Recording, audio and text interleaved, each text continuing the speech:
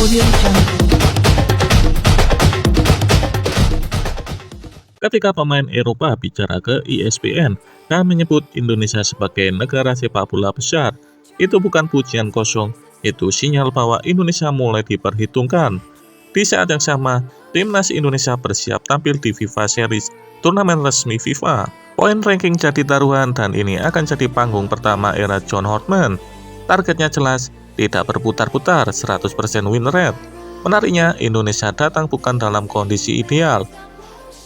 Beberapa pemain absen, ada yang cedera, ada yang kena sanksi, tapi justru disitulah ceritanya berubah, karena yang turun nanti bukan sekedar nama besar.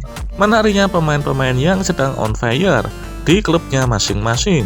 Datanya jelas, angkanya bicara. Kini timnas memiliki starting line up yang mewah, bukan harapan kosong. Ini timnas yang dibangun dari performa nyata. Dan sebelum bola bergulir, sang pelatih sudah lebih dulu bergerak, mengirim pesan langsung ke pemain, dan menanamkan visi, menyalakan ambisi. Di video ini kita akan membahas pengakuan Pascal Struijk ke ESPN, target besar Indonesia di FIFA Series, starting line up paling siap yang dimiliki timnas hari ini, dan pesan rahasia John Hortman yang mengubah mental para pemain. Nama Pascal Struijk mendadak jadi pembicaraan di Indonesia, bukan karena rumor kosong, tapi karena pengakuannya langsung ke ESPN. Dalam wawancaranya, Struijk secara terbuka mengaku besarnya Indonesia sebagai negara sepak bola, dan beberapa banyak mereka ingin saya bergabung.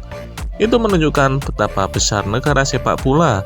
Kalimat itu penting karena datang dari pemain yang setiap pekan bermain di level tertinggi Eropa. Namun di sisi lain, Pascal Struijk juga secara jujur dan realistis soal posisinya saat ini. Main untuk negara ibu saya bukan sesuatu yang saya fokuskan. My focus is finishing the season strongly with Leeds. Dan ketika ditanya soal timnas nasional, jawabannya masih jelas. The Netherlands, let's hope it happen one day. Artinya apa? Pascal Struijk belum menutup pintu untuk timnas Indonesia, tapi harapannya saat ini masih ke Belanda, seiring performanya yang memang sedang apik bersama Leeds United. Ini bukan penolakan, ini logika karir. Namun sepak bola selalu punya ruang yang tidak biasa. Tidak bisa dihitung dengan angka, tidak tahu apa yang akan terjadi ke depannya.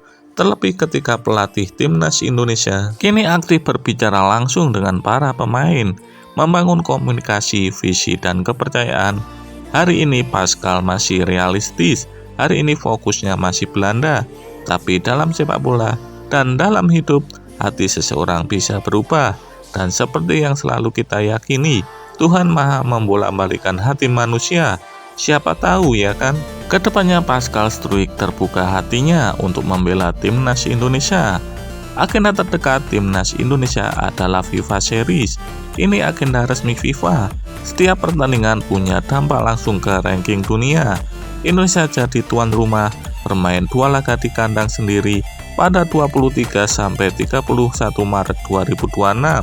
Dan ini akan menjadi panggung perdana era John Hortman. Dan kini situasinya makin terang. Indonesia sudah mengantongi 3 lawan FIFA Series Maret 2026.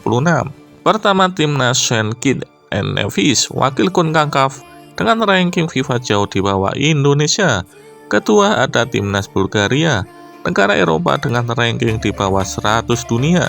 Dan lawan tipe ini penting karena duel fisik keras tempo Eropa, ujian kedewasaan bermain, dan terakhir, timnas Kepulauan Solomon, wakil Oceania dengan ranking di kisaran 150-an dunia. Secara level, Indonesia berada satu tingkat di atasnya, dan laga ini menjadi peluang realistis untuk mengamankan poin penuh.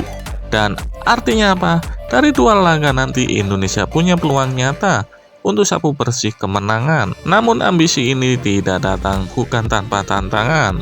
Indonesia tidak bisa turunkan skuad utamanya. Beberapa pemain dipastikan tidak bisa tampil. Tom Haye dan Shane Patinama, keduanya terkena sanksi larangan bermain dari Komite Disiplin FIFA akibat insiden protes keras pada laga kualifikasi Piala Dunia 2026. Akibatnya, mereka absen di seluruh laga FIFA Series Maret 2026.